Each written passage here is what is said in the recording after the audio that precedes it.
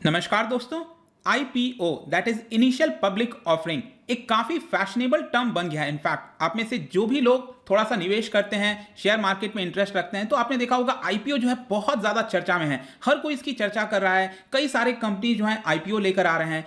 तो आज हम अपने वीडियो में समझने की कोशिश करेंगे कि ऐसा क्या हो रहा है जिसकी वजह से लोगों के बीच में इतनी ज्यादा चर्चा हो गई है आईपीओ के बारे में। हर कोई उसके अंदर निवेश करना चाहता है, क्या कारण है, तो इसको हम जानेंगे। चलिए आगे बढ़ते हैं। लेकिन अगर आप स्टडी आईक्यू को सपोर्ट करना चाहते हैं तो सिंपली आपको वीडियो के नीचे जो ज्वाइन का बटन दिया है वहां पर क्लिक करना है और बहुत ही कम दामों पर आप स्टडी आईक्यू को सपोर्ट कर सकते हैं। आप में से काफी लोग जो किसी भी कॉम्पिटिटिव एग्जाम की तैयारी नहीं कर रहे हैं, जो काफी लंबे समय से आप हमारे वीडियोस को देखते आ रहे हैं, तो बहुत ही कम दाम पर आप हमें सपोर्ट कर सकते हैं। कुछ आपको फैसिलिटी मिल जाएगी, जैसे कि यहाँ पर जो बैच वगैरह है वो आपके नाम पर आ जाएगा। चलिए यहां पर एग्जैक्टली देखते हैं हम इसके बारे में चर्चा क्यों कर रहे हैं, क्या हुआ है एग्जैक्टली। इक्विटी गेन पिछले एक साल में काफी हद तक देखने को मिला है। इक्विटी गेन का मतलब ये हुआ जो शेयर मार्केट के अंदर आपने निफ्टी और सेंसेक्स के बारे में सुना होगा, या फिर कोई भी दूसरा शेयर हो गया। मैं जस्ट एग्जांपल के तौर पर अगर आप देखो, सेंसेक्स जो है वो आपका पिछले एक साल में करीब डबल का रिटर्न दिया है। आप देख पाएंगे ये पिछले साल जब पैंडेमिक स्टार्ट हुआ था मार्च के महीने में, ये करीब 27,000 के आसपास आ गया था जो सेंसस है, और अब आप देखिए एकदम अपने उछले स्तर पर आ गया है, करीब 52,586, मतलब कि एकदम अपने हाईएस्ट स्तर पर दिख रहा है। तो मतलब ऑलमोस्ट डबल हो चुका है। और मार्केट के अंदर काफी ज्यादा लिक्विडिटी है, मतलब आरबीआई ने जिस तरह के कदम लिए हैं उसकी वजह से काफी सारा पैसा है मार्केट में। और इसकी वजह से क्या हुआ है कि ये सेकेंडरी मार्केट होता है। आई एम श्योर आपको पता होगा कि जब हम शेयर मार्केट की बात करते हैं तो ये सेकेंडरी मार्केट होता है, और प्राइमरी मार्केट वो होता है जहां पर आईपीओज इशू किए जाते हैं, इनिशियल पब्लिक ऑफरिंग।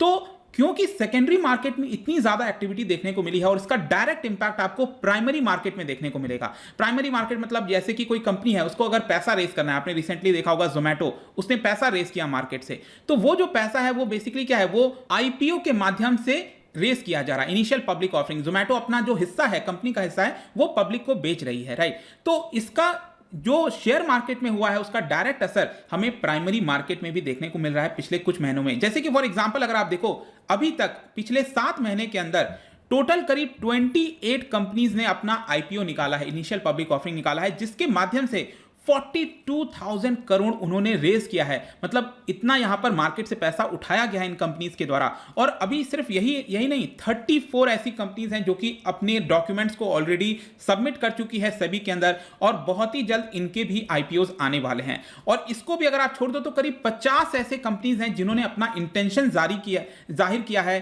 कि वो भी आईपीओ निकालना चाहते हैं। और ये कंपनीज ट्रेडिशनल कंपनीज हैं, जो न्यू एज टेक्नोलॉजीज वाली कंपनीज हैं, जैसे फोन पे हो गया, मोबीक्विक, ग्रोफर्स, पॉलिसी बाजार, फ्लिपकार्ट, डिलीवरी, ये जो ऐप है आपका। तो इस तरह की जो कंपनीज हैं वो भी अपना इंटेंशन जारी कर चुकी हैं कि जल्द से जल्द वो भी आईपीओ लेकर आने वाली है, मतलब पैसा रेस करने वाली हैं। और इन सारी चीजों को देखते हुए बहुत सारे आपको नए इन्वेस्टर्स देखने को मिलेंगे। मैं आपको एक बहुत ही अच्छा चार्ट दिखाता हूं यहां पर, पिछले 10-12 वर्षों में किस प्रकार का हर साल कितने आईपीओ इशू किए गए थे, कितने कंपनीज के द्वारा।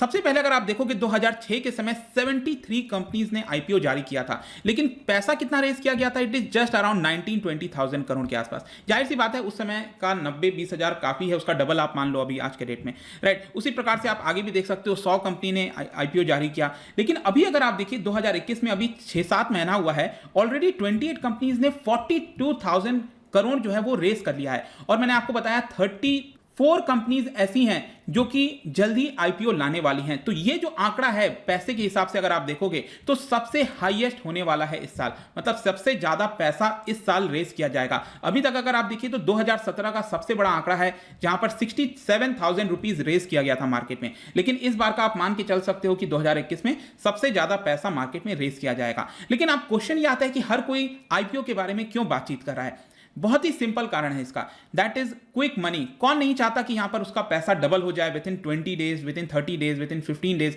हर कोई यही चाहेगा, राइट। और यही एक कारण है, जैसे कि एग्जांपल के तौर पर रिसेंटली एक आईपीओ आया था, ये फार्मा कंपनी है, तत्व चिंतन फार्मा कंपनी है। जैसे ये लिस्ट हुआ, यहां पर जो इन्वेस्टर्स का पैसा है वो डबल हो गया। और पहले दिन का गेन अगर आप देखोगे, जब ये लिस्टिंग हुई थी मार्केट में तो 112% यहां पर आया था। कहने का मतलब अगर वो 100 रुपए का आपने शेयर खरीदा तो यहां पर 212 रुपए आपको एक दिन के अंदर, मतलब जिस दिन लिस्टिंग हुआ वहां पर देखने को मिलता है। उसी प्रकार से जोमेटो के अंदर भी जिन्होंने पैसा निवेश किया था और उनको आईपीओ मिला होगा, तो उनके भी पैसा ऑलमोस्ट डबल हो गए थे। मतलब जुलाई 14 को सब्सक्रिप्शन खुला, आपने पैसा लगाया और 23 जुलाई को जब ये ओपन हुआ मार्केट के अंदर, तो आप देखिए विद इन 10 डेज के अंदर आपका पैसा डबल हो गया। तो इस तरह की जो चीज है, जाहिर सी बात है इसकी वजह से चर्चा होगी, लोग इसके अंदर और इंटरेस्ट दिखाएंगे। अब टोटल अगर मैं आपको बताऊं, अभी तक जो 26 कंपनीज ने अपना लिस्टिंग किया है मार्केट में, उसमें से सिर्फ 3 ऐसी कंपनी हैं जिनका ऑफर प्राइस से नीचे गया है। मतलब कि आपने जितना निवेश किया, 100 रुपए निवेश किया, तो आपको लॉस हुआ है। तो 26 में से 3 ही ऐसी कंपनी है जहां पर आपको लॉस देखने को मिल रहा है। बाकी जितनी कंपनीज हैं वहां पर आपको बहुत अच्छा रिटर्न देखने को मिला, जिसमें से 6 ऐसी कंपनीज हैं जहां पर 100% से ज्यादा रिटर्न, डबल से भी ज्यादा पैसा आपको देखने को मिल रहा है। 12 ऐसी कंपनी हैं जहां पर 40 से 100% के बीच में आपको रिटर्न देखने को मिल रहा है। तो यू कैन जस्ट इमेजिन, अगर इतना ज्यादा पैसा बनेगा तो क्यों ना लोग लगाएंगे और क्यों नहीं लोग इसके अंदर निवेश करेंगे और चर्चा बहुत ज्यादा हो जाएगी। तो ये कारण है दोस्तों। वाइल सेवरल कंपनीज अगर आप देखोगे जहां पर सेकेंडरी मार्केट में भी पैसा बनाए, जो शेयर मार्केट में डायरेक्टली आप निवेश करते हो, आईपीओ नहीं, जो निफ्टी हो गया, सेंसेक्स हो गया, रिलायंस का शेयर हो गया, टाटा का शेयर हो गया, तो वहां पर भी बहुत अच्छा रिटर्न बना है पिछले 1-1.5 साल में अगर आप देखिए तो। लेकिन आईपीओ की खास बात क्या है कि ऑलमोस्ट आजकल सर्टेन हो गया है कि आप इस आईपीओ में पैसा लगाओ और आपको अगर उसका अलॉटमेंट हो गया उस आईपीओ का,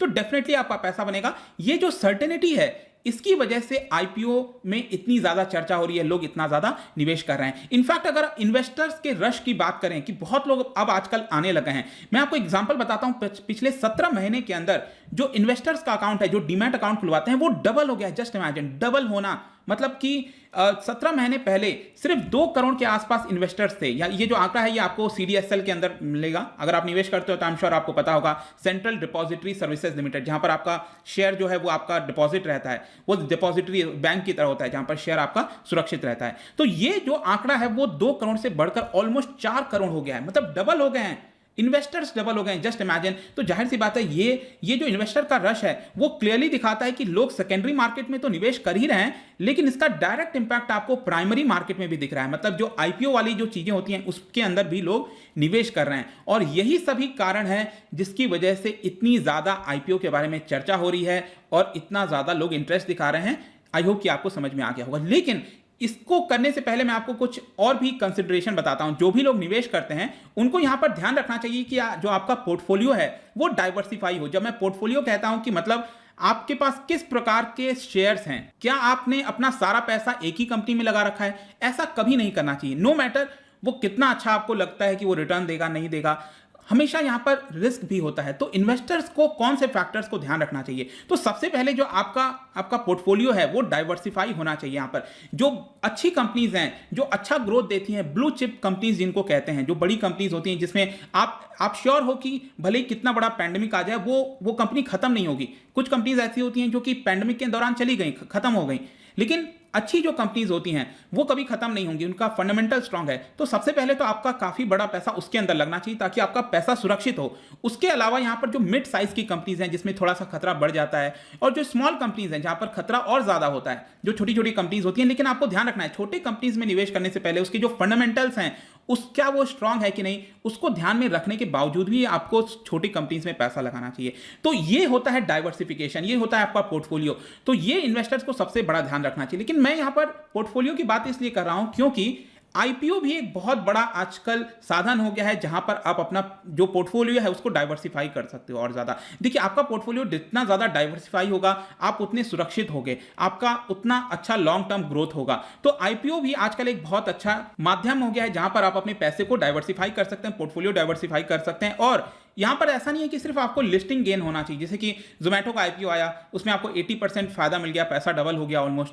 तो यहां पर क्या करोगे, आप तुरंत विड्रॉ कर लोगे। या फिर कुछ लोग होंगे कि जो कोई दूसरा आईपीओ मिला है उनको लगता है ये कंपनी और ग्रोथ करेगी, तो वहां पर भी आपको देखना है कि लॉन्ग टर्म बेसिस पर, medium to long term basis पर क्या आपको वो कंपनी फायदा दे सकती है, तो वैसे भी आपको चलना चाहिए। लेकिन एक चीज आपको ध्यान रखना है, जाहिर सी बात है कि जब आप आईपीओ में निवेश कर रहे हो तो हर किसी को तो मिलेगा नहीं, राइट। जैसे जोमेटो वगैरह बहुत कई गुना ज्यादा सब्सक्राइब हो जाते हैं वहां पर। तो लकी ड्रॉ के माध्यम से यहां पर जो भी आपको आईपीओ अलॉट होता है जिस भी पर्सन को, वो लकी हो जाता है और उसका पैसा यहां पर ग्रो कर जाता है। तो बाई चांस अगर आपको आईपीओ अलॉट नहीं भी होता है तो कई बार अपॉर्चुनिटीज होती हैं कि लिस्टिंग के बाद भी वहां पर आप अपना पैसा निवेश कर सकते हैं।